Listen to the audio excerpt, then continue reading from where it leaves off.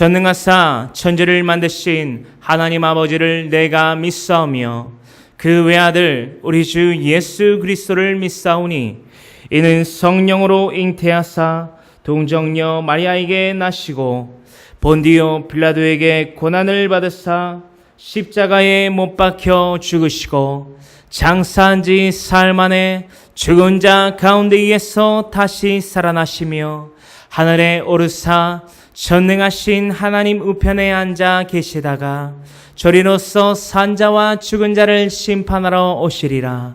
성령을 믿사오며 거룩한 공예와 성도가 서로 교통하는 것과 죄를 사하여 주시는 것과 몸이 다시 사는 것과 영원히 사는 것을 믿사옵나이다. 아멘. 이 사도신경 하나님께 대한 이 신앙의 고백이 단지 이 세상의 주술과 주문이 아닌 하나님께 드리는 우리의 온전한 깨달음에서의 그 고백, 그 간절함,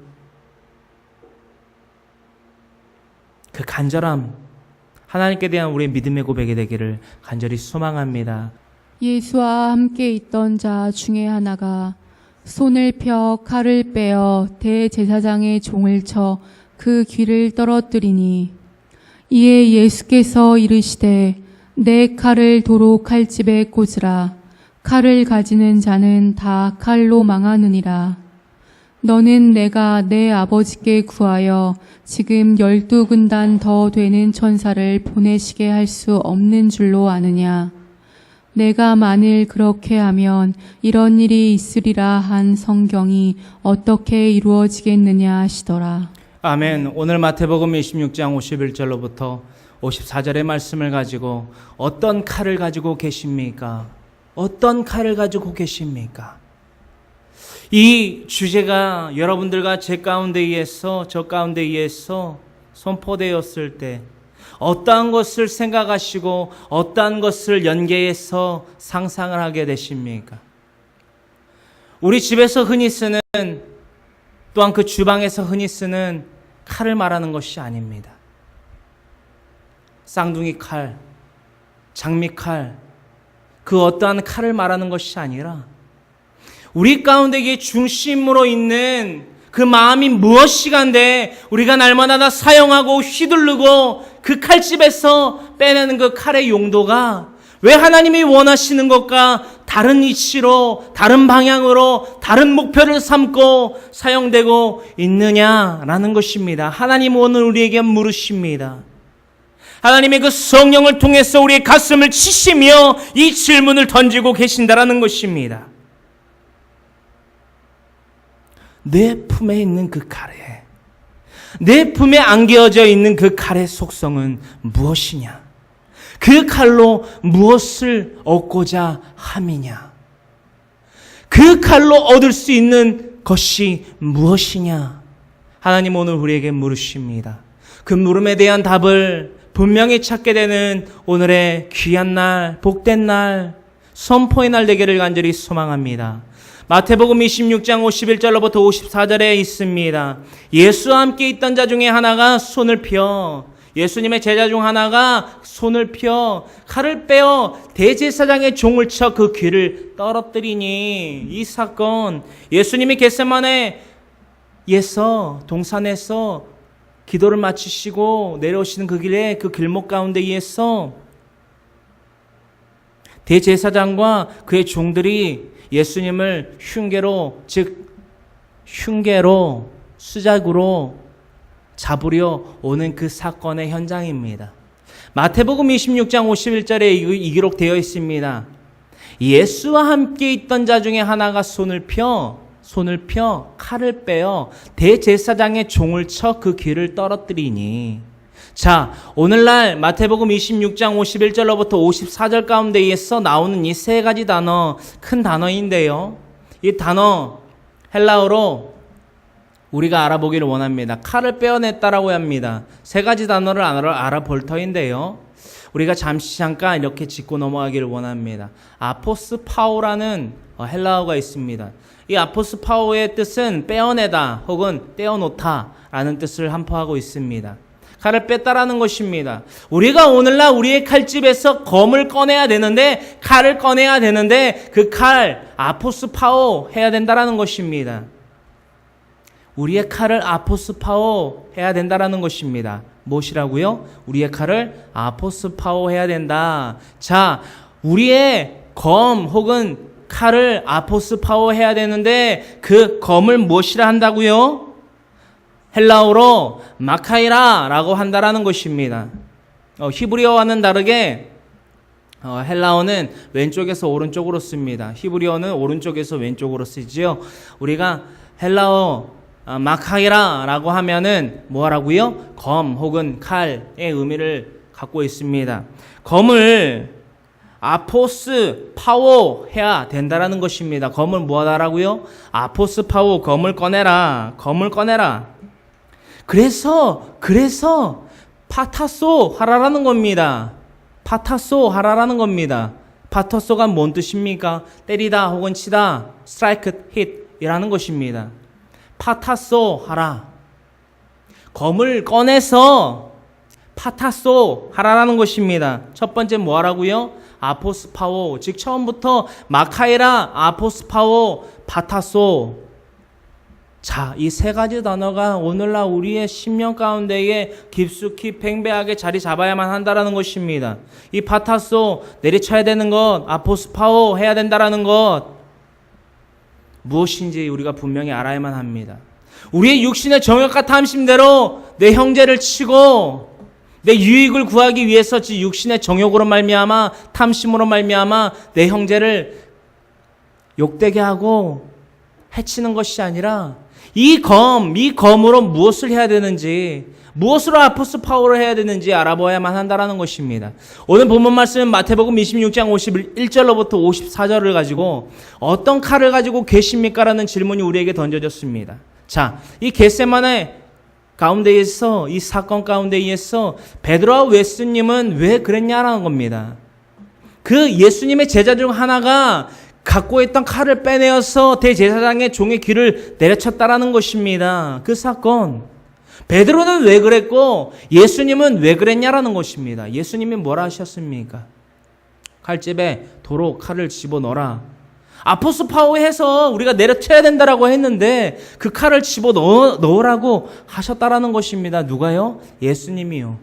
그렇다면 베드로 꺼내지 말아야 됐을 검을 꺼냈다라는 것입니다. 자, 예수님과 베드로 어떠한 것이 달랐고 베드로는 예수님이 원하셨던 방향대로 나아가지 않았던 것이 무엇이냐? 자, 첫 번째, 베드로가 어떤 칼을 갖고 있었고 어떤 칼을 빼어냈냐라는 것입니다. 바로 우상숭배의 칼. 우상숭배의 그 중심이 있었기 때문에 우상숭배의 그 중심으로 말미암아 칼을 아포스파오 해서 빼어내서 내려쳤다라는 것입니다. 자, 어떤 칼이냐고요? 우상숭배의 칼입니다. 오늘 마태복음 26장 51절 본문 말씀에 기록되어 있지요. 기록되어 있습니다.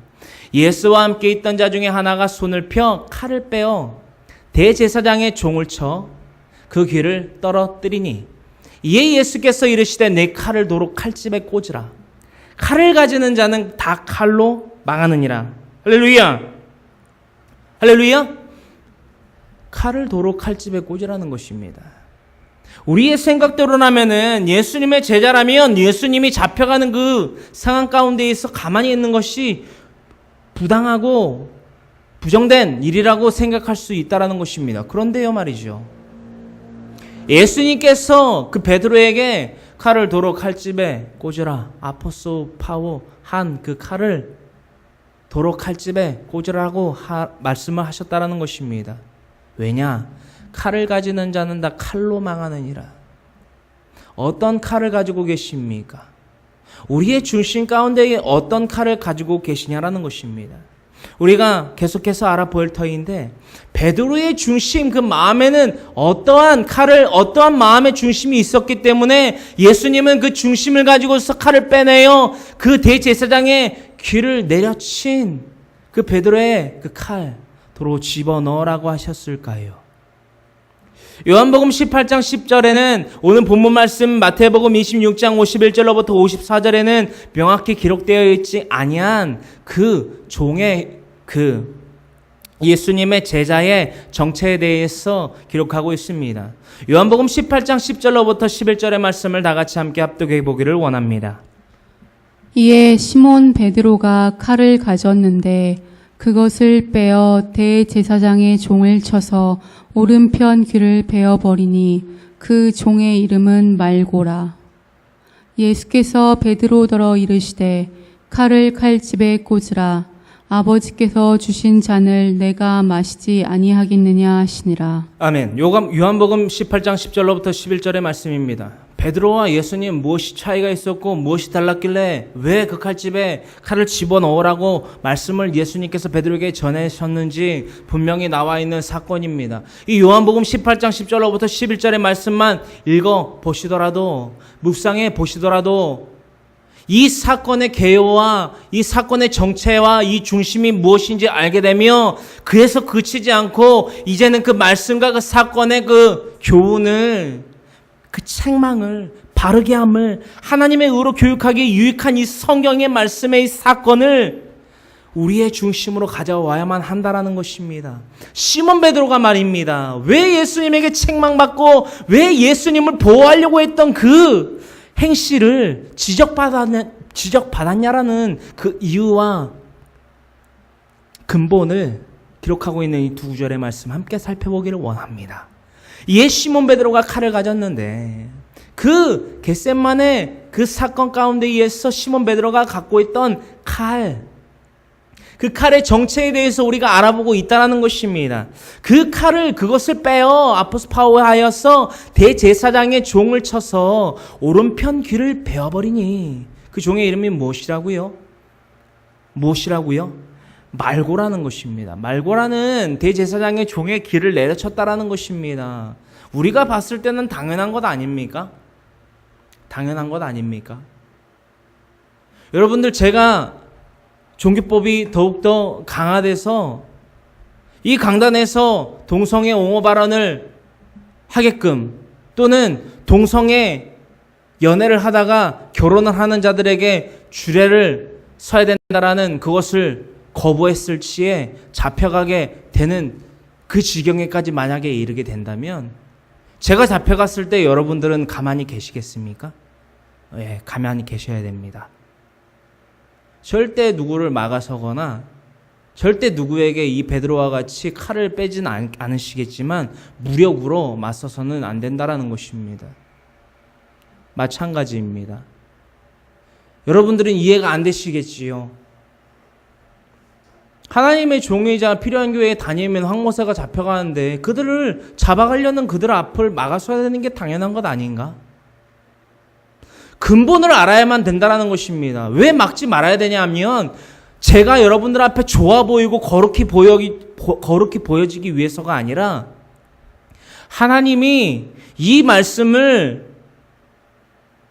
그 사건 가운데 의해서, 그 사건 즉 대제사장의 종인 말고의 귀를 내려친 베드로의 그 사건, 칼을 빼내어 귀를 잘라버린 그 사건 가운데 의해서 이 근본된 말씀, 왜 베드로의 행실이 잘못됐으며 왜 그 빼내었던 아포스 파워했던 그 검을 도로 그 칼집에 집어넣으라고 하셨는지 11절의 말씀에 이릅니다. 예수님 말씀하십니다. 교훈입니다. 분명히 알아야만 합니다. 이것이 우리의 중심이 되어야만 한다는 것입니다.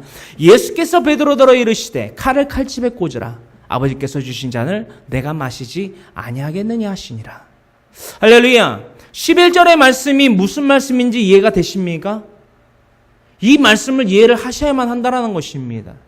이것이 우리의 중심이 되어야 되는데, 이것이 우리의 중심이 되지 못했기에 21세기의 기독교가 개독교라 칭함을 받고 있다는 것입니다.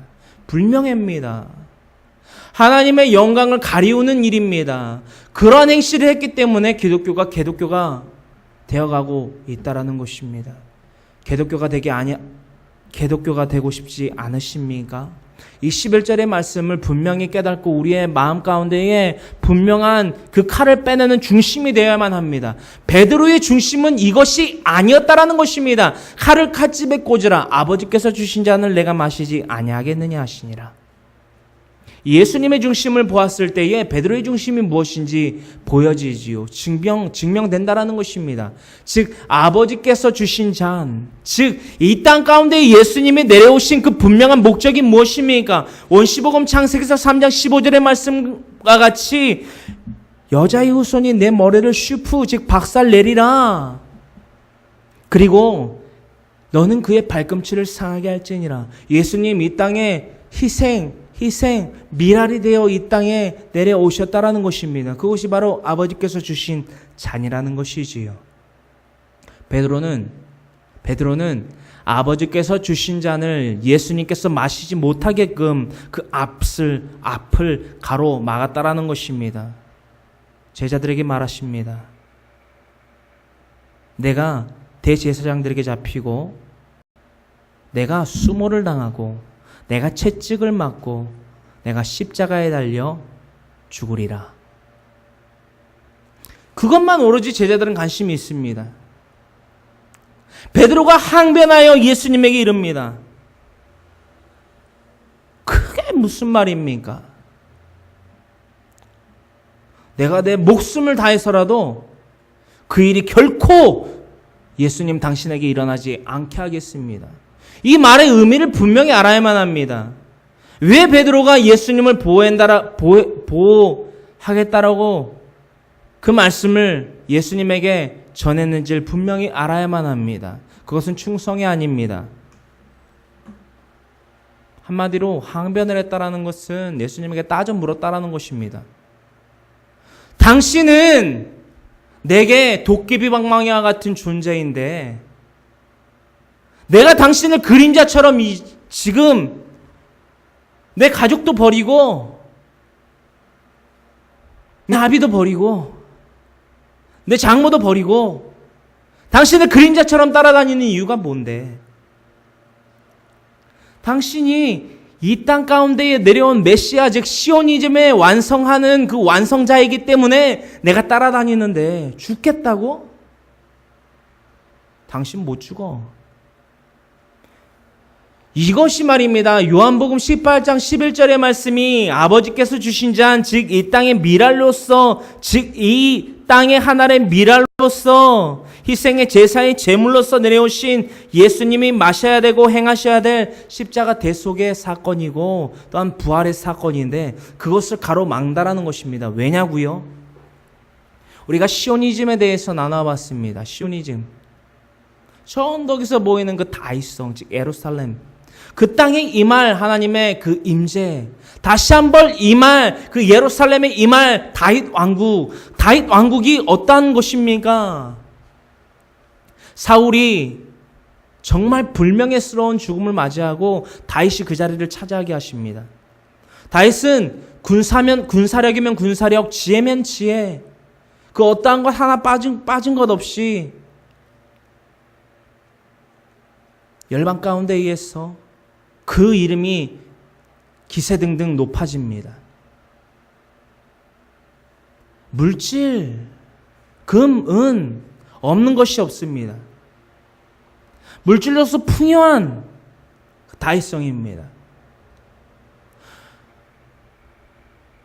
심지어는 이웃의 강한 국가들이 연합을 해서 칠지라도 그것들을 능히 이겨내고 발 아래에 뒀던 그 군사력, 그리고 그 이스라엘 백성으로부터 하여금 흡수되고 또 혹은 조공을 바치는 데에 이르기까지 열방이 두려움에 벌벌 떠는 또한 그 지혜에 놀라는 그 강대국이었다라는 것입니다. 그것이 바로 시오니즘입니다. 그 시오니즘을 바랬다라는 것입니다. 누구도요?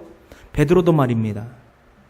예수님 말씀하십니다. 그러한 중심을 가지고 아포스파오하여 즉 칼을 빼내어 말고의 귀를 내리친 베드로에게 이렇게 이르십니다. 칼을 칼집에 꽂으라. 아버지께서 주신 잔을 내가 마시지 아니하겠냐.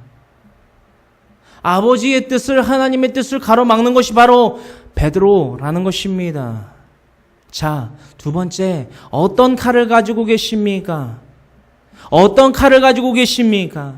우리의 그 마음의 중심, 그 칼, 그 중심에 있는 그 칼이 아포스 파워하는 날마다 아포스 파워직 빼내는 그 칼이 과연 하나님의 일을 위해서 빼낸 칼이며 하나님의 일을 하기에 합당한 칼이냐라는 것입니다.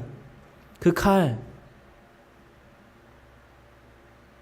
예수님은 어떤 부류에 속한 당원이라 할 수 있는가? 이것이 우리가 알아봐야 될, 풀어야 될 숙제인데요. 신약시대에서는 구약 또한 중간기에 이르러서 점차 나아가서 도드라지게 신약에서 나타나는 6가지의 부류들이 있습니다. 예수님은 이 6가지의 부류 중 어떤 당원에 속한 이라 칭할 수 있는지 우리가 함께 알아보기를 원합니다. 6개의 파가 있습니다. 첫 번째는 바리새인파입니다. 바리새인파라는 극보수주의입니다. 율법에 대해서 또한 그 행위에 대해서 지극히 철저히 극보수주의의 성향을 띠고 있는 자들입니다. 반대로 사두개인들은 바리새인들과 적대적인 관계입니다. 왜 적대적인 관계이냐? 극자유주의입니다. 부활이 없다라고까지 믿고 있는 자들입니다. 애매모호합니다. 자유주의. 자신들의 나름대로 해석을 한다라는 것입니다. 또한 서기관은 오늘날에 이루고 있는 신학자입니다. 신학자. 이른바 닥터라고 하는 신학에 능통한 그런 학자들을 의미하고 있지요. 또한 헤롯 당원은 율법을 충실하게 이행하는 자들입니다. 그 부분에 대해서만큼은 바리새인과 비슷한 면을 갖추고 있는데요. 또한 그들의 전통을 고수합니다. 또한 열심당원은 로마 황제 통치하에서 벗어나려 하는 항거운동을 펼치는 자들입니다. 오늘날 우리가 대한민국에서 이와 같은 성질이 많이 띄고 있는 것은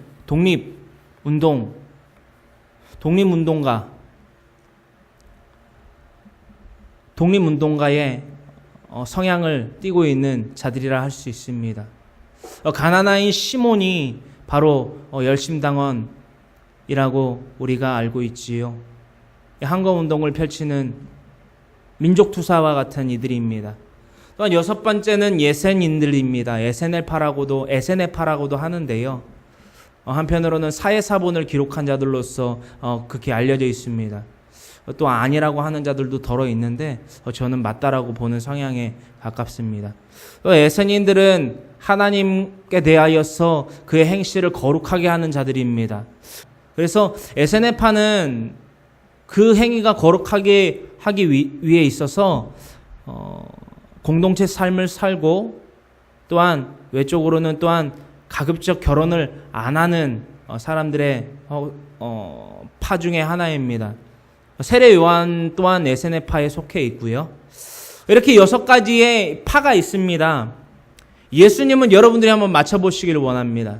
예수님은 이 6개의 파가 도드라지게 나타나는 신약에서의 6개의 파인데요. 물론 구약과 중간기를 거쳐 있는 파들도 있고요.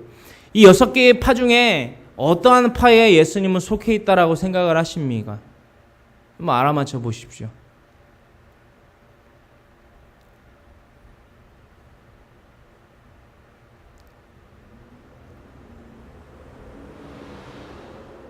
한 가지씩 지금 이제 찍은 답이 있을 것입니다. 6개 중에 하나를 찍으시려니까 많이 힘든 부분이 있으실 텐데 여기 6개 중에 예수님이 속한 파는 없습니다. 예수님은 육신에 속한 자가 아니요 영에 속한 자입니다. 우리가 이런 것만 놓고 얘기를 하자면 여기에 속한 파가 없다라는 것입니다. 왜냐하면 예수님은 그 어떠한 파에도 속해 있는 것이 아니고 그 어떠한 파에 속하는 것도 싫어하셨던 분이셨고 날마다 돌에 맞지 않으셔도 예수님을 강제적으로 왕으로 삼으려고 할 때에 예수님이 그 자리를 뜨셨던 것을 덜어볼 수 있었을 때에 예수님은 6개 파의 어느 한 파에도 속하지 아니하시고 단지 사랑의 완성, 또한 가장 큰 비유로서 하나님의 뜻을 이 땅 가운데 펼치신 분이라고 우리가 알 수 있다라는 것입니다. 이 6개 파를 왜 우리가 나눠봤을까요? 육신에 속한 자들이 당을 짓는 것, 이들이 6개의 파들의 공통 속성과 공통 분모가 되는 하나가 무엇인 줄 아십니까? 유일하게 하나의 공통 분모가 있습니다. 이 성경을 연구하다 보면 말입니다. 이 6개의 파에 대해서 연구를 하다 보면 한 개의 공통 분모가 드러난다라는 것입니다. 무엇인지 아십니까? 자신들의 유익을 구한다라는 것입니다. 자신들의 유익을 구한다라는 것입니다. 바리새인파가 안 그러냐고요? 사두개인파가 안 그러냐고요? 심지어는 사두개인파는 부활이 없다라고 말합니다. 바리새인은 안 그러냐고요? 율법은 잘 지켰습니다. 극보수주의입니다. 예배 철저합니다. 하루도 빠짐없이 예배합니다. 하루도 빠짐없이 기도합니다. 하루도 빠짐없이 말씀 읽습니다. 그런데 사랑이 없습니다. 청제만 합니다. 제가 만약에 이 강단에 서서 설파하는 이 설교 가운데에서 여러분들이 정죄만 하고 여러분들의 삶에 변화가 없다면 저는 이 자리에 있으면 안 됩니다. 바리새인파와 극히 다를 게 없는 자이기 때문입니다. 서기관들은 어떠합니까? 예수님을 머리로만 풀려고 합니다. 예수님 머리를 어떻게 풉니까? 못 풉니다. 헤롯 당원은 어떠합니까? 율법에 충실합니다. 전통은 고수합니다. 헌데 바리새인파와 같이 사랑이 없을 수 있습니다. 자신의 취향의 입맛에 따라서 율법을 지킬 수 있습니다. 우리가 나눠봤지요. 유대인들에 대해서.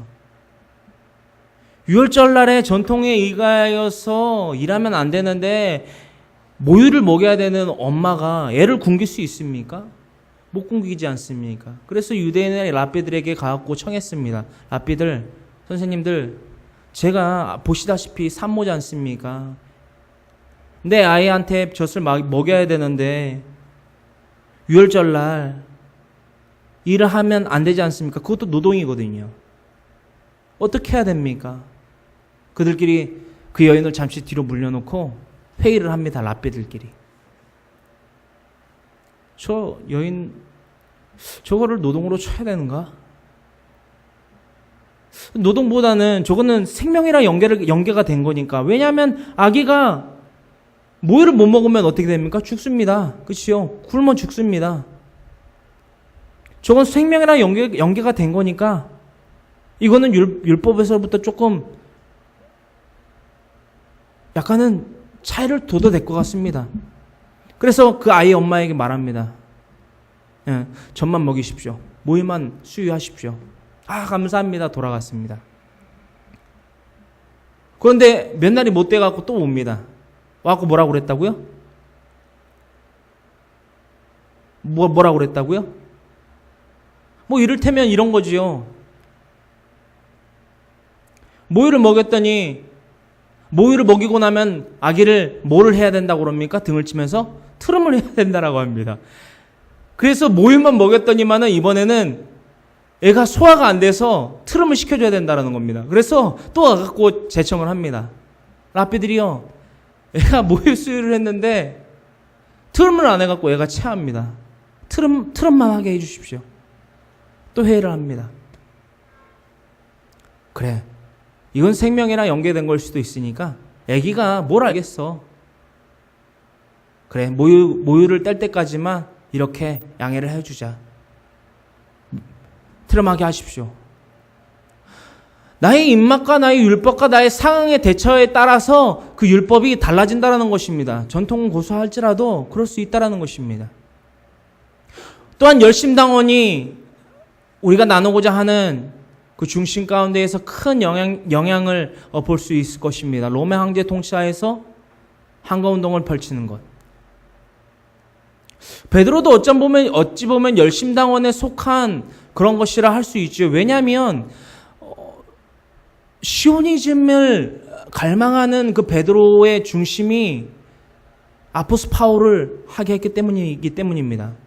무슨 말씀인지 아시겠습니까?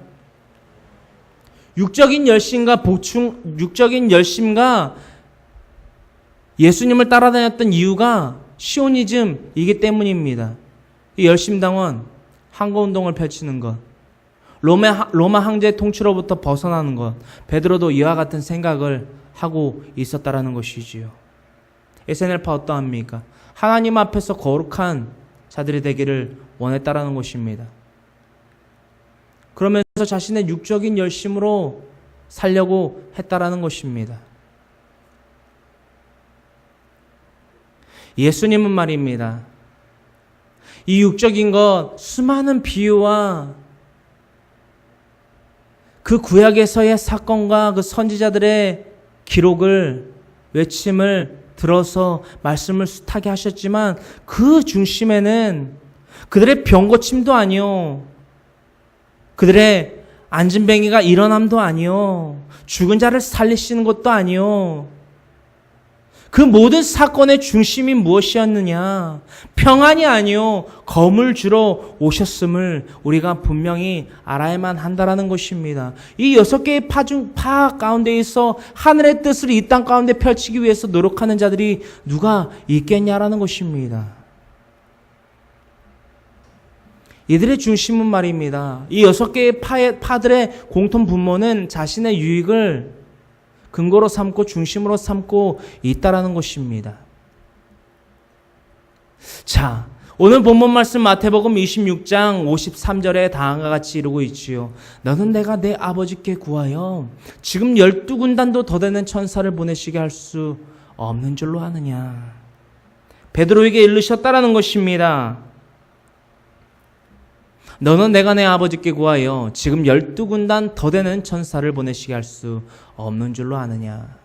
아버지의 잔을, 아버지가 마시라 하신 잔을, 즉 순종의 잔을, 그 십자가 짐을, 그러므로 죽음을, 그러므로 장사한 지 사흘 만에 부활하셔야 되는 그 미션을 수행하시는 것, 그것이 예수님의 중심에 있다라는 것입니다. 내가 만일 그렇게 하면 이런 일이 있으리라 한 성경이 어떻게 이루어지겠느냐 하시더라. 베드로가 예수님은 앞을 가로막았으면요, 예수님 앞을 칼을 차고 있던 베드로가 가로막고 말고액이 아니면 대제사장들을 모두 제거하여도, 아니면 로마 군사들까지 와서 예수님을 잡아가려고 했는데, 만약에 베드로가 힘이 세고 삼손과 같이 나귀 떡뼈로 몇천 명을 때려 죽이는 강대한 힘을 가진 자라도 말입니다, 예수님이 말씀하신 것과 같이 하늘의 천군 천사를 대동해서 모두 다 진멸하여 버리실 수 있는데, 그리 아니하신 이유가 무엇이냐? 예수님의 중심이 바로 이것입니다. 이 중심으로 말미암아 그 검, 아포스 파워 하셨다라는 것입니다. 오늘날 중심에 분명한 예수님의 중심이 우리의 중심이 되어야만 한다라는 것입니다. 아멘. 이런 일이 있으리라 한 성경이 어떻게 이루어지겠느냐? 이런 일이 있으리라. 무슨 일? 이런 일이 무엇입니까? 요한복음 3장 14절로부터 이루고 있는 말씀, 또한 요한복음 3장에 이루고 있는 니고데모에게 이르셨던 말씀, 모세가 광야에서 뱀을 든 것 같이 인자도 들려야 하리라. 구약으로 거슬러 올라갑니다. 원시복음, 여자의 후손이 내 머리를 상하게 할지라. 또한 너는 그의 발꿈치를 상하게 할지니라.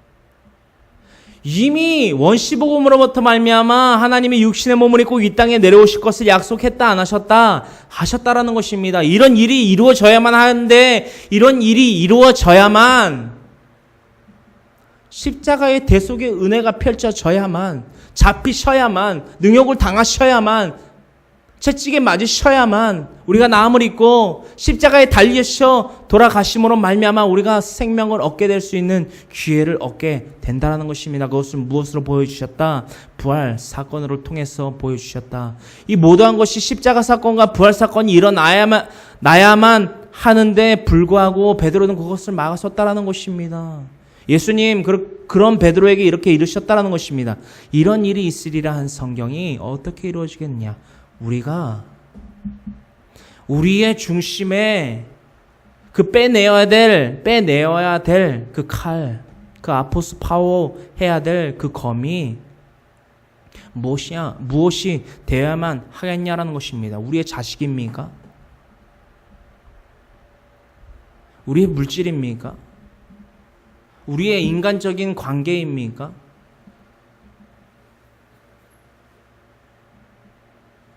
우리 아내와의 관계입니까? 남편과의 관계입니까? 자식들과의 관계입니까? 사람들과의 관계입니까? 장막의 관계입니까? 통장 잔고의 관계입니까?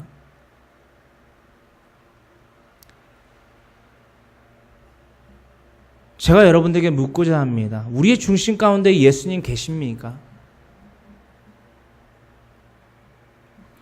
예수님이 우리의 중심에 있어야만 우리는 종교 생활로부터 멀어진다라는 것입니다.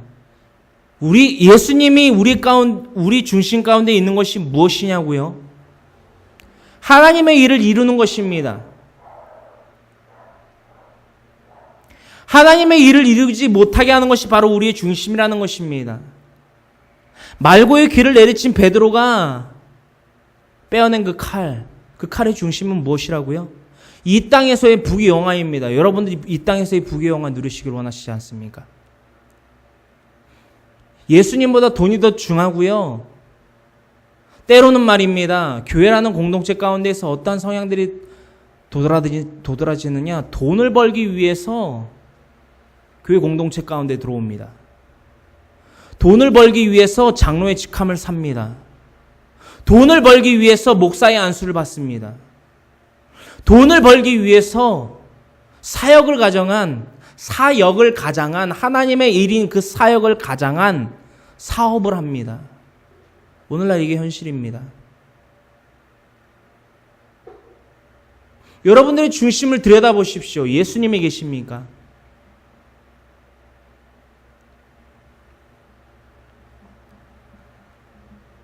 예수님이 중심이 없는 베드로와 같은, 즉 예수님 그 성령 받기 이전에 그 베드로와 같은 삶을 살고 있는데 어떻게 하나님의 일을 하고 있다라고 말하고, 어떻게 하나님을 기쁘시게 하는 예배를 드리고 있는 그리스도인이라고 말하고, 어떻게 하나님의 일을 하는 사역하는 사역자라 말을 하고, 어떻게 그리스도인의 공동체인 이 교회 공동체 가운데 있는 일원이라 할 수 있겠냐라는 것입니다. 세 번째, 어떤 칼을 가지고 계십니까? 하나님의 말씀이란 그 성령의 검이 자리 잡고 있습니까? 하나님의 말씀이 우리의 중심에 있냐라는 것입니다. 마태복음 10장 34절로부터 38절 중 34절에는 이렇게 이루고 있지요. 내가 세상에 화평을 주러 온 줄로 생각하지 말라. 화평이 아니요 검을 주러 왔노라. 정말 여러분들 10번이고 100번이고 계속해서 들여보고 봐야만 할 말씀입니다. 참고로 신약성경 가운데에서 빨간색으로 기록된 성경이 있습니다. 그 부분들은 뭐라고요? 예수님께서 하신 말씀을 기록해 놓은 것입니다. 예수님께서 하신 말씀을 기록해 놓은 것이 신약성경 가운데에서 빨간색으로 표기된 것이 예수님께서 이렇게 말씀하셨다. 사도들이 함께 공증했다라는 것은 서로 이것이 맞다. 마태복음에서 이렇게 기록한 것이 맞다. 마가복음에서 이렇게 기록한 것이 맞다. 요한복음에서 기록한 것이 맞다. 누가복음에서 기록한 것이 맞다. 서로 증인을 해줬다라는 것, 즉 공증을 했다라는 것이지요. 그 공중한 내용 가운데에서 예수님이 말씀하신 것이 빨간색으로 표기된 부분입니다. 그 가운데에서 마태복음 10장 34절로부터 38절까지의 말씀을 우리가 함께 읽어보기를 원합니다. 시작. 내가 세상에 화평을 줄로 온 줄로 생각하지 말라.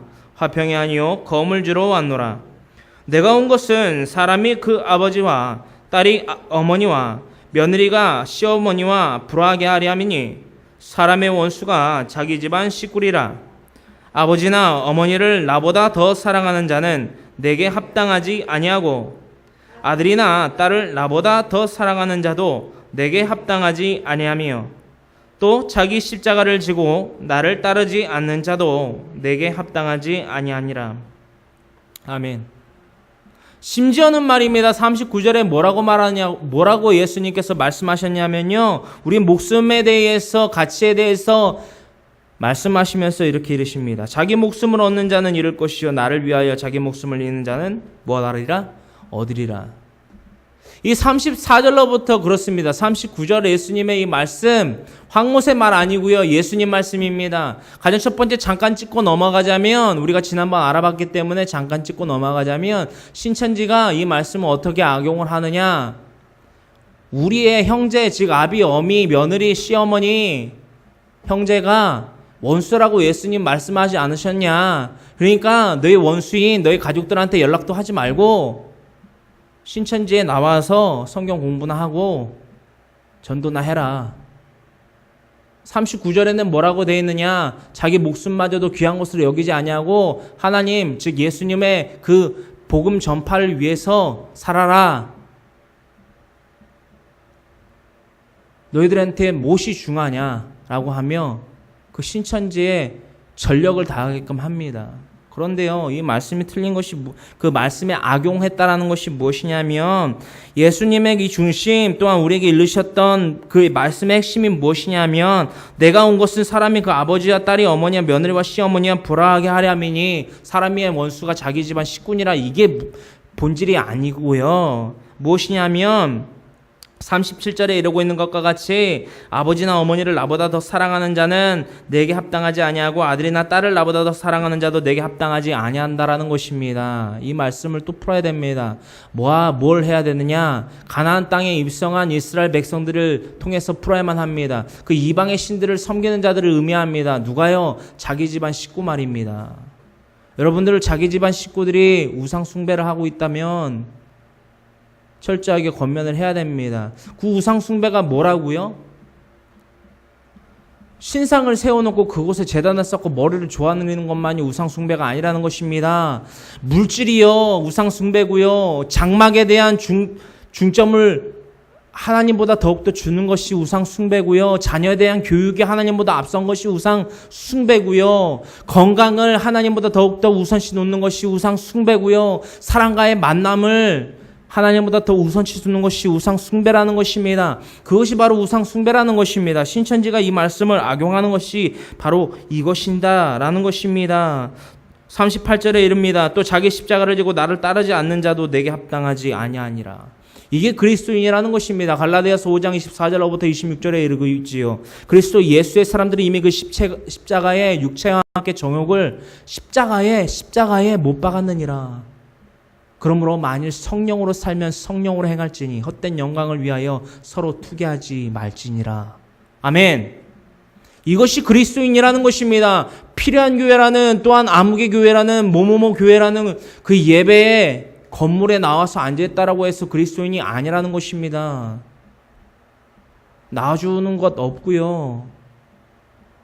황모세 잘 되기 위해서 나오는 건 아닙니다. 여러분들 각자가 개인의 초소가, 또한 가정이라는 초소가, 또한 직장이라는 초소가, 거하는 모든 곳에 대한 초소에서 복음이 전파되고 그 전파된 복음으로 말미암아 생명을 얻는 것은 제가 아니고 여러분들이라는 것입니다.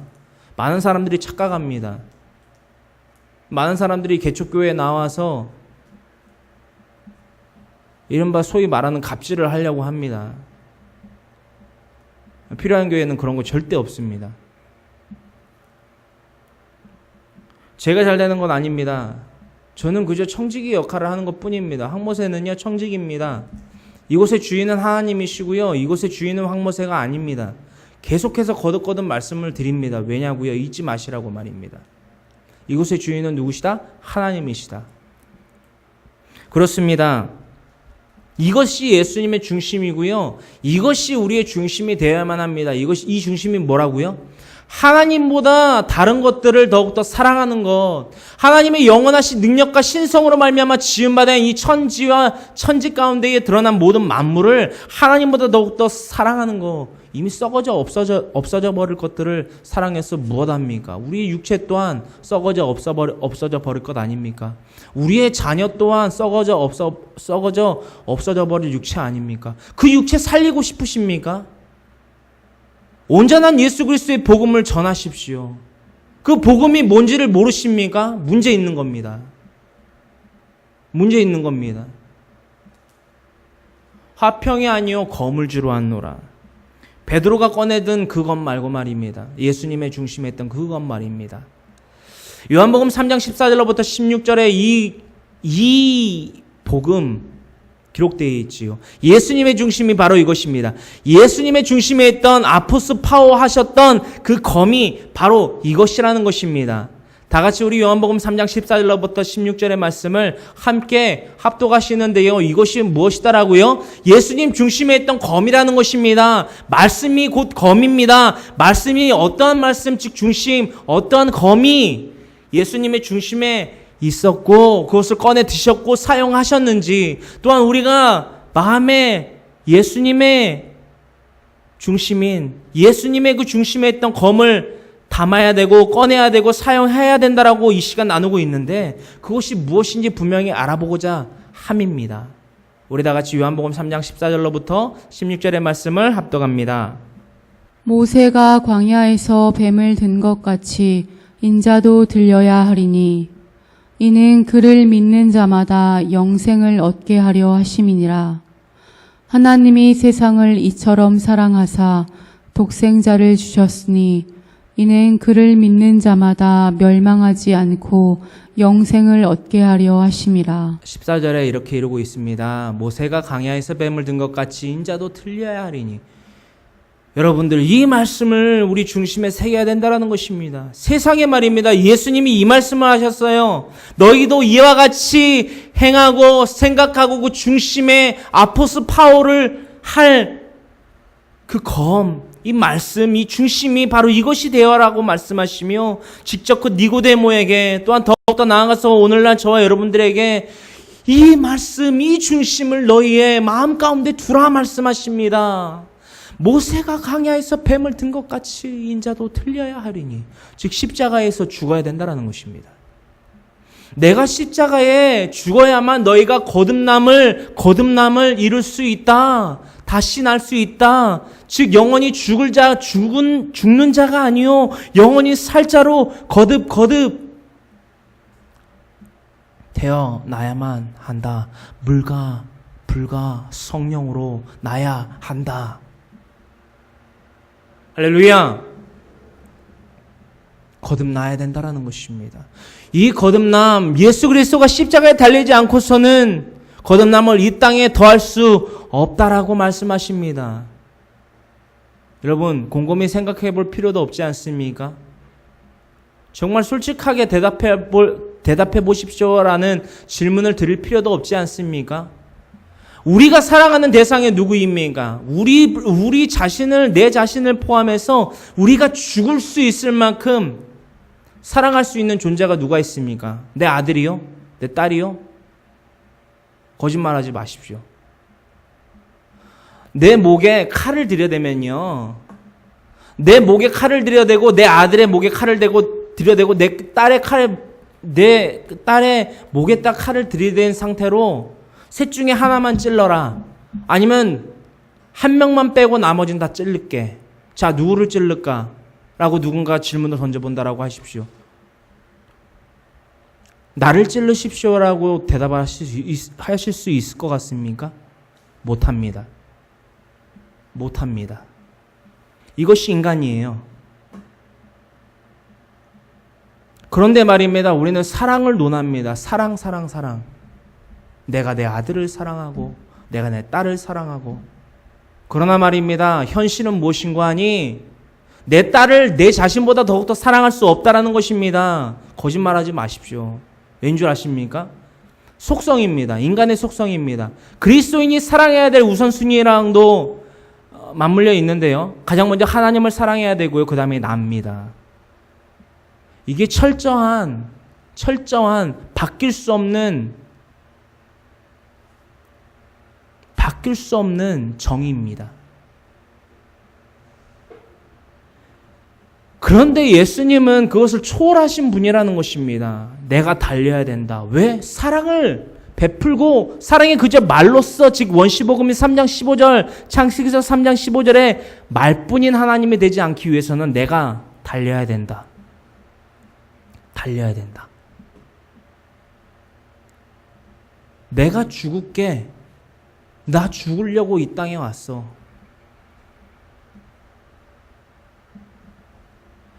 내가 죽어야만 너희가 살 수 있어. 미랄이 하늘의 미랄이 되어 이 땅에 떨어져 낮고 천한 그 미랄로 이 땅에 떨어진 것에서만 그친 것이 아니라 죽어 즉 썩어서 다른 죽어가는 영혼들을 살리기 위한 걸음이 되지 아니하고서는 그 죽어가는 영혼들이 죽어가는 농작물들이 살아날 수, 즉 생기를 공급받을 수 없다라는 것을 말씀하고 계신다라는 것입니다. 이것이 예수님의 중심이에요. 그런데 베드로가 막아선다라고 해서 그것을 달가워하셨겠습니까? 나오라고 말씀하십니다. 왜냐? 뜻을 이루시러 이 땅에 내려오셨는데 베드로가 그 뜻을 가로막으려고 한다라는 것입니다. 왜요? 그 아포스 파워, 즉 꺼내든 그 검이 무엇이간데요? 베드로의 중심이 무엇입니까? 시오니즘입니다. 이 땅에서의 잘됨, 부귀, 영화, 물질, 장막, 건강, 자녀, 교육, 인맥, 사업, 부동산, 그런 썩어 없어질 것들에 대해서 왜 목을 매십니까?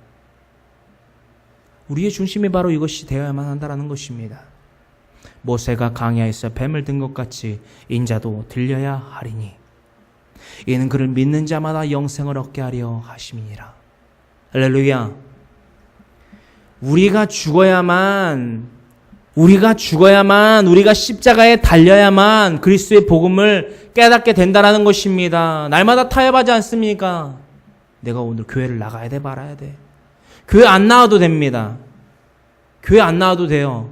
집에서 가정예배 드리셔도 됩니다. 근데 그게 철저하게 하나님 앞에서 지켜질 수 있을 거라 생각을 하신다면 그렇게 하셔도 됩니다. 필요한 교회 안 나오셔도 돼요. 교회는요 말이죠. 이 필요한 교회도 교회는 맞지만 제1교회는 내 중심입니다. 나입니다. 나. alone. 나 혼자. 나 하나가 교회의 시작이라는 것입니다. 나 혼자가 하나님 앞에 주일날, 이 안식일날 하나님 앞에 경건히 예배드리고 그것이 하나님이 기뻐 받으시는 예배라면 집에서 예배 드리십시오. 이 교회 안 나와도 됩니다. 뭐하러 나오십니까? 행위로서 구원 얻으려고 하지 마십시오. 믿음의 행위로서 구원을 얻지만 단지 이런 육적인 행위로서는 구원 못 얻는다는 것입니다. 보십시오. 이는 그를 믿는 자마다, 이는 그를 주여 주여라고 외치는 자가 아니라 이는 그를 믿는 자마다 영생을 얻게 하려 하심이라. 영생의 조건에 대해서 말씀하십니다. 누구에게요? 니고데모에게 말입니다. 이는 그를 믿는 자마다 영생을 얻게 하려 하심이라. 이는 그를, 즉 예수님을 믿는데 예수님이 행하신 뭐를 이 땅에 달리시기 위해서 모세가 광야에서 뱀을 든 것 같이 인자도 들리기 위한다. 들려야만 한다. 즉 십자가 사건을 이룰 것이다. 이 사건을, 이 말씀을, 이 중심을, 이 아포스 파워한 것을 믿는 자마다 영생을 얻게 하려 하심이라. 이것이 하나님의 뜻이다. 이것이 예수 그리스도에게 마시게 하는 아버지 즉 하나님의 잔이다. 할렐루야. 하나님이 세상을 이처럼 사랑하사 이 잔을 주셨습니다. 독생자를 통해서 이 독생자가 마셔야만 하는 이 잔을 주셨다라는 것입니다. 그를 믿는 자마다 멸망하지 않고 영생을 얻게 하려 하심이라. 이 잔을 예수 그리스도가 먹음으로 취함으로 마심으로 말미암아 감당함으로 말미암아 우리에게는 영생의 기회가 더해졌다라는 것입니다. 이 말씀 요한복음 3장 16절 날마다 우리 입술로는 주여 주여 하는 자와 같이 날마다 입술로는 알고 머리로는 알지만 우리의 중심으로는 다가가지 못했다라는 것입니다. 21세기의 기독교가 개독교로서 퇴화돼 버리는, 퇴색되어져 가는 이유가 근본이 바로 이것입니다. 우리의 중심 가운데 있어 아포스 파워 해내야 되는 그 중심, 그 칼이 바로 이것이어야만 하는데 이것이 되지 못했기 때문이라는 것입니다. 그 중심이 뭐하라고요? 14절로부터 모세가 광야에서 뱀을 든 것 같이 인자 즉 예수님이 들려야 하리라 말씀하신 것, 그것이 우리의 중심이 되어야만 합니다. 죽어야만 한다라는 것입니다. 우리가 죽어야만 한다라는 것입니다. 우리가 죽어야만 한다라는 것입니다. 우리 안 죽었지 않습니까? 날마다 타협해요. 물질과 타협하고요. 내 자녀와 타협하고요. 심지어는 주의 종하고도 타협을 하고요. 교회를 나아줄까 말까 타협을 하고요. 돈과 하나님에게 드려지는 예배를 놓고 타협을 하고요. 저울질하고요. 많이 해보십시오. 절대 구원 못 얻습니다. 여러분들 궁금해 하셔야만 합니다. 왜 인간은 죽게 됐을까요? 영원히 살 수 있는 존재였는데. 인간이라는 생명체는 왜 죽게 되었냐라는 것입니다. 왜? 원래 인간이라는 생명체는 영원히 사는 존재였는데 왜 죽게 되었냐라는 것입니다. 이거 궁금하지 않으십니까? 그냥 70세고 더욱더 의술이 발전하니까는 100세 시대라고 하는구나. 그냥 그렇게 사십니까? 잘못된 겁니다, 그거는. 궁금해 보셔야지요. 왜 내가 죽게 됐을까?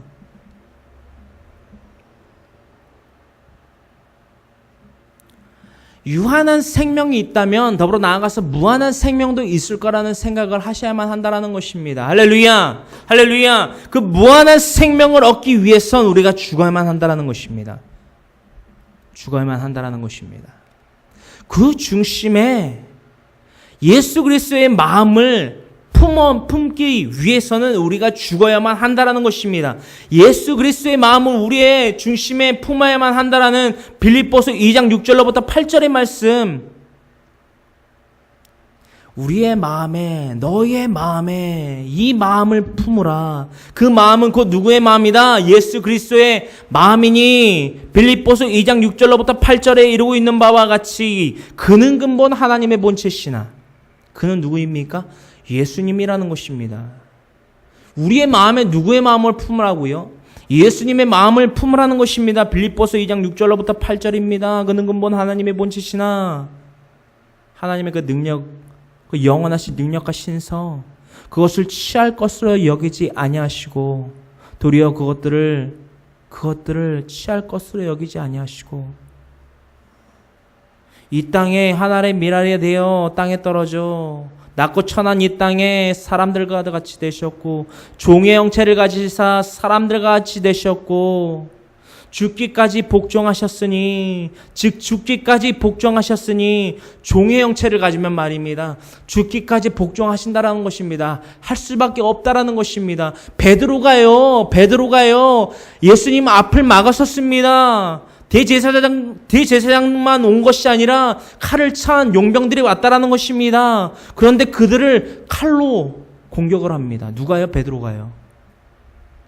근데 예수님은요, 뒤에서 박수를 치신 것이 아닙니다. 역시 베드로, 말만이 아니라 행실로 나를 지키네. 네가 예전에 나한테 그랬지? 내가 목숨을 바쳐서라도 예수님 그 꼴 내가 안 당하게 할게요. 야, 역시 한 입 갖다 두 말은 안 하네. 역시 내 제자다. 브라보 라고 안 했단 말입니다. 하나님의 일을 더욱더 먼저 생각했다라는 거예요. 하나님의 일이 무엇입니까? 예배가 바로 세워져야 되고요. 하나님께 드려지는 예배가 바로 세워져야만 하고요. 가장 먼저 우리 개인이, 가정이, 또한 이 교회 공동체가 예배로서 바로 세워져야만 한다는 것입니다. 예배를 왜 드리는지 아십니까? 예배를 드리는 이유가 뭔지 아십니까? 예배가 종교 생활에 되지 않기 위한 방법이 무엇인지 아십니까? 이것을 깨달아야만 합니다.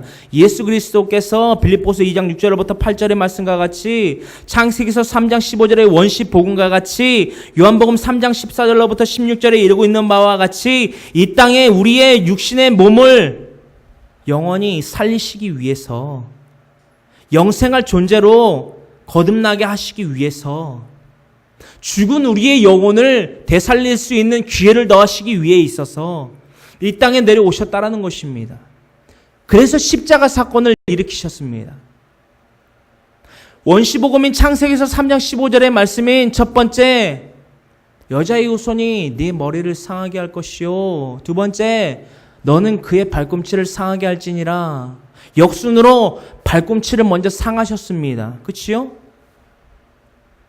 예수님께서 십자가에 달려서 돌아가십니다. 오전 몇 시부터? 9시부터 오후 몇 시까지? 3시까지. 장장 6시간 동안을 수많은 고초와 비난과 조롱, 또한 십자가에 못 박힘, 손과 발에 못 박힘, 가시면류관, 채찍에 맞으심, 또한 하겐사살 창자욱, 옆구리에 창을 찔리심, 모든 물과 피를 쏟으심, 테텔레스타이, 엘리 라마 사막다니, 그 모든 외침과 모든 순환과 고난을 당하시고 돌아가셨다라는 것입니다.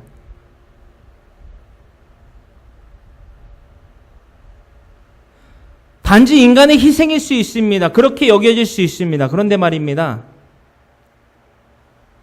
예수님 무덤에 안치되십니다. 장사되어지십니다. 왜? 육신이 죽었으니까. 발꿈치가 상하셨으니까. 그런데 우리가 눈여겨봐야 될, 또한 중심적으로 우리가 포커스를 맞춰야 될 사건이 일어나지요. 부활 사건입니다. 장사한 지 사흘 만에 부활하셨습니다. 생명을 얻으셨다라는 것입니다. 생명을, 발꿈치를 상하셔서 죽으셨는데 죽은 그 육신이 살아나셨다라는 것입니다. 할렐루야! 할렐루야! 이것은 무엇이냐? 우리도 이와 같이 살아야만 하고 살 수 있다 없다? 있다라는 것입니다. 예수님이 왜 죽으셨는 줄 아십니까? 우리의 생명이 이렇게든 저렇게든 사고로든 질병으로든 무슨 어떠한 것으로든 아니면 십자가에 심지어는 못 박힘으로든 죽을 수밖에 없다라는 것입니다. 그 연수가 한계가 있다라는 것입니다.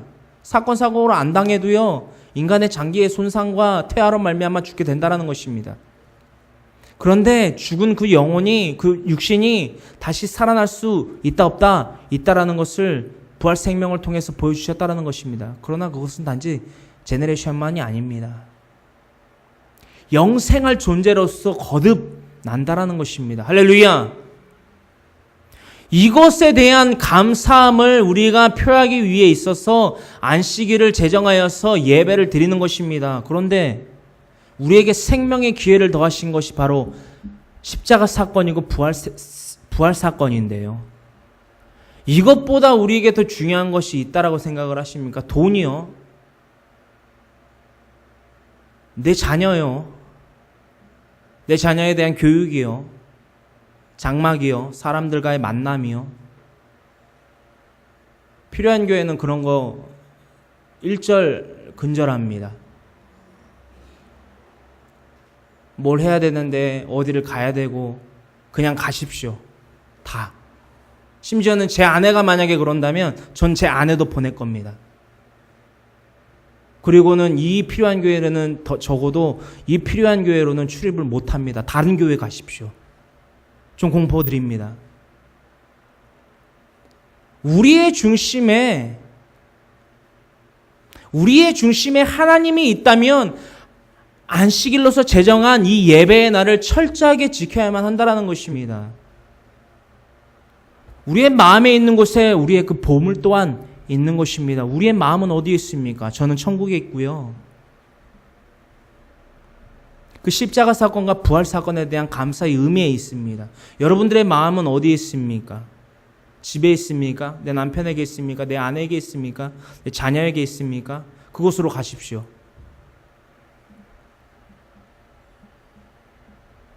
그것이 아니라면 우리들의 목표는 분명히 반드시 오늘날에 이 외침이 되어야만 할 것입니다. 그래야만 합니다. 하나님의 일에 이 칼, 즉 성경을 사용하겠습니다. 하나님의 말씀을 사용하겠습니다라고 고백하고 외치고 공포하여 실천에 나아가야만 한다는 것입니다. 우리들의 목표가 무엇이 되어야 된다고요? 하나님의 일에 예수님과 같이 하나님의 일에 이 진리의 검, 말씀인데요. 하나님의 말씀, 즉 성경을 사용하겠습니다라는 것입니다. 우리가 무엇으로 살 수 있을 거라 생각하십니까? 무엇 때문에 이 자리에 서 있고요? 무엇 때문에 이 자리에 나오십니까? 성경 때문입니다. 하나님의 말씀을 믿기 때문이라는 것입니다. 말씀이 없으면 십자가 사건이 뭔 줄 알고 부활 사건이 뭔 줄 알겠습니까? 저희들 알 재간이 있었겠습니까? 방도가 없지 않습니까? 이 말씀이 성경 66권이 없는데 어떻게 예수님이라는 존재에 대해서 알고 그 예수님이 이 땅 가운데에 내려오심으로 말미암아 십자가 사건과 부활 사건을 통해서 우리를 살릴 기회를, 영생의 기회를 주셨다라는 것을 알 수 있고 감사할 수 있었겠냐라는 것입니다. 성경이 말입니다. 놀라운 게 말입니다. 우리가 본 적도 없는, 들은 적도 없는, 만진 적도 없는 십자가 사건과 부활 사건을 믿을 수밖에 없게 만든다라는 것입니다. 이 성경이 말입니다. 저는 진화론에 대해서 공부를 안 해본 줄 아십니까? 저번 주에 말씀드렸죠. 진화론 학자들이 닥터들이라도 제 앞에서 앉혀놓고 저랑 토론을 하면 저는 10분도 안 걸려서 철폐해버릴 수 있습니다. 그들의 논리를. 저는 그만큼 진화론에 대해서 공부를 한 사람입니다. 창조론에 의거한 이 성경은 지극히 팩트입니다. 즉 사실이라는 것입니다. 그래서 저는 이 자리에 있습니다. 사람을 보며 세상을 보며 살아가는 것이 아니라 우리의 중심 가운데에 하나님이 있다면, 예수님의 그리스도의 십자가와 부활 생명이 있다면 타협하지 마십시오. 오직 하나님의 일에 이 칼을 사용하겠습니다라고 고백하며 실천하며 나아가는 저와 여러분들이 되어야만 한다는 것입니다. 아멘. 다 같이 이 우리들의 목표, 즉 저와 여러분들의 목표 다 같이 함께 외쳐보기를 원합니다. 하나, 둘, 셋. 하나님의 일에 이 칼을 사용하겠습니다. 우리 성경을 들고 이렇게 외쳐보기를 원합니다. 시작. 하나님의 일에 이 칼을 사용하겠습니다. 높이 듭니다. 하나님의 일에 이 칼을 사용하겠습니다. 아멘. 하나님의 일에 이 칼을 사용하겠습니다. 하나님의 일에 이 성경 66권을 반드시 사용하겠습니다. 내 생각, 내 주관, 내 개성, 내 화, 내 육체의 정욕과 탐심, 내 타협, 내 합리화 다 부질없습니다. 그 누구라 할지라도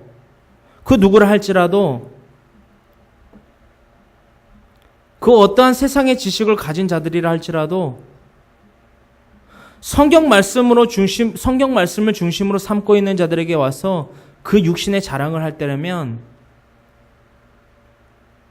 국률함이 생깁니다. 국률함이 생겨요. 자신의 육신의 정욕과 탐심대로 이 세상의 지혜로서 이 성경에 대적하는 자들을 놓고 대화를 하다 보면 국률함이 생긴다라는 말입니다. 왜 국률함이 생기는지 아십니까? 저들이 몰라서 저렇게 말을 하고 저렇게 행동을 하는구나. 그걸 알기 때문입니다. 예수님이 말입니다.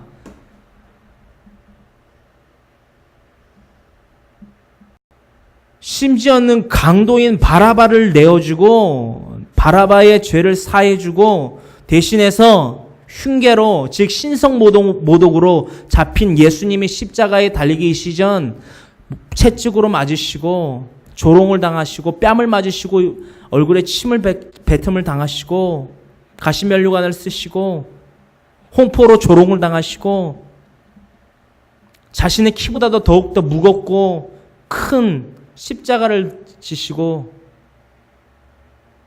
그 골고다 언덕을 오르시고 양손이 대못에 박히시고 발 또한 박히시고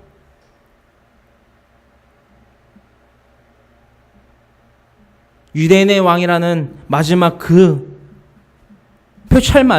표찰로서마저도 조롱을 당하셨던 그때, 그렇게 십자가에 달리심에도 불구하고 하늘에 대해서 뭐라고 외치셨는지 아십니까? 국률하며 외치면 한마디입니다. 다른 것 없습니다. 주여, 아버지여, 저들의 죄를 사하여 주시옵소서. 저들이 하는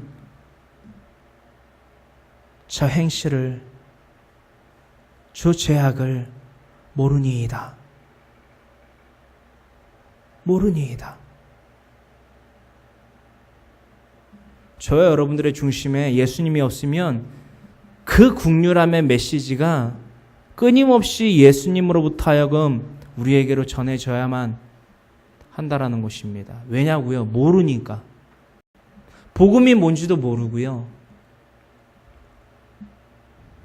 우리의 중심이 베드로인지 예수님인지도 모르고 살아가고요.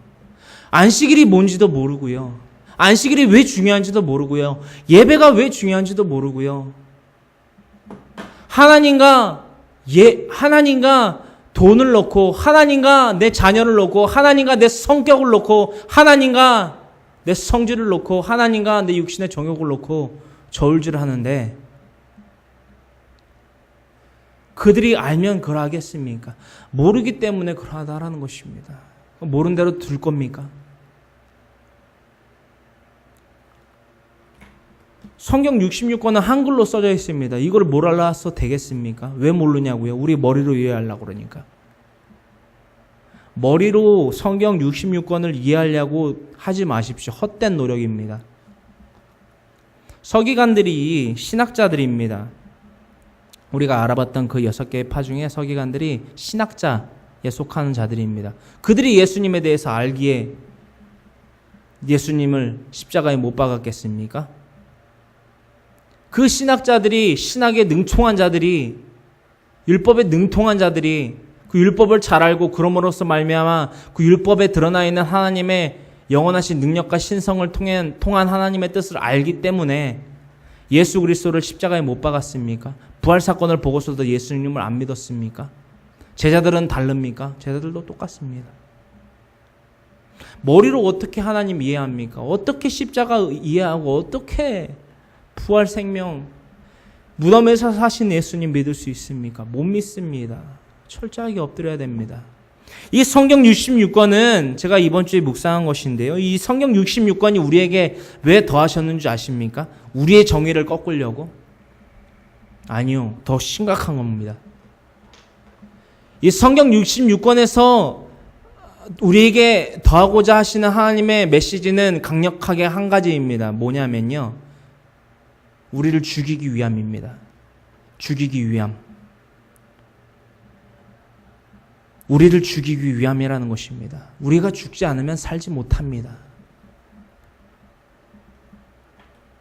우리의 성격대로 구원 못 얻고요. 우리의 개성대로 구원 못 얻고요. 우리가 사랑이라고 일컫는 것들을 가지고서 구원 못 얻습니다. 오직 예수 그리스도를 통해서만 얻을 수 있는 그 구원이라는 것을 우리가 영영 잊지 아니하기를 간절히 소망합니다. 간절히 소망합니다. 우리 고개 숙여 기도하기를 원합니다. 사랑과 은혜와 자비가 풍성하신 하나님, 고맙고 감사합니다.